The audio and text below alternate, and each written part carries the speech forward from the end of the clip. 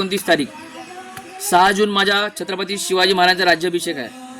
पण इथला मनोहर भिडे, ज्याला ही मूर्ख लोक संभाजी भिडे बोलतात, तो संभाजी भिडे नसून तो मनोहर भिडे आहे, जो सांगतो महाराजांचा राज्याभिषेक बंद करा म्हणून.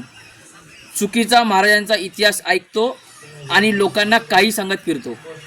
तोच मनोहर भिडे सांगतो की वाघ्या कुत्रा हा काढला जाणार नाही. अरे छत्रपती शिवाजी महाराज 18 पगड जातीला एकत्र करून स्वराज्य घडवत होते.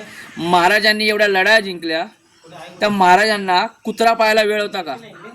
एक मूर्ख बकरीच्या माध्यमातून तो तिथे कुत्र्याच्या रायगडवर जाऊन मी स्वतः पाहिलं, तिथे कुत्रा पाळलाय. त्या कुत्र्याचं नाव वाघ्या. तो वाघ्या कुत्रा पाहायला महाराजांना वेळ होता का? हा संभाजी भिडे मूर्ख लोकांचा काही ऐकतो आणि इतिहास सांगत सुटतो आणि अख्खी युवा पिढी बर्बाद करून टाकतो.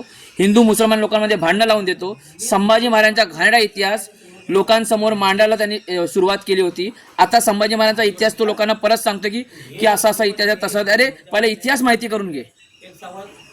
ज्या छत्रपती शिवाजी महाराजांचा राज्याभिषेक 6 जूनला होणार आहे, त्या राज्याभिषेकाला सुद्धा विरोध करतोय. महाराष्ट्रातल्या जनतेला मला सांगायचं आहे की या मूर्ख माणसाला रायगडावर पण प्रवेशाला करू नका.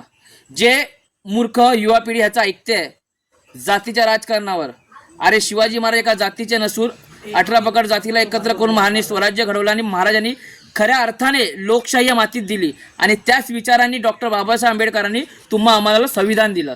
395 कलमं लिहिली, 395 किल्ले महाराजांनी जिंकले आणि त्याच विचारांनी डॉक्टर बाबासाहेब आंबेडकरांनी 395 कलमं लिहिलेत. हे समजून घ्यायला पाहिजे.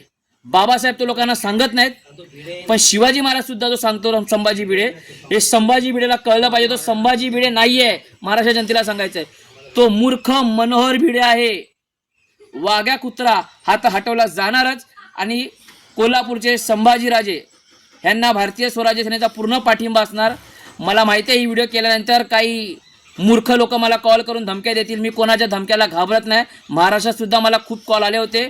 चुकीच्या गोष्टीलाच माझं समर्थन नसणार. पुन्हा सांगतो, 6 जून हा महाराष्ट्रामध्ये राज्याभिषेक शिवाजी महाराजांचा होणार.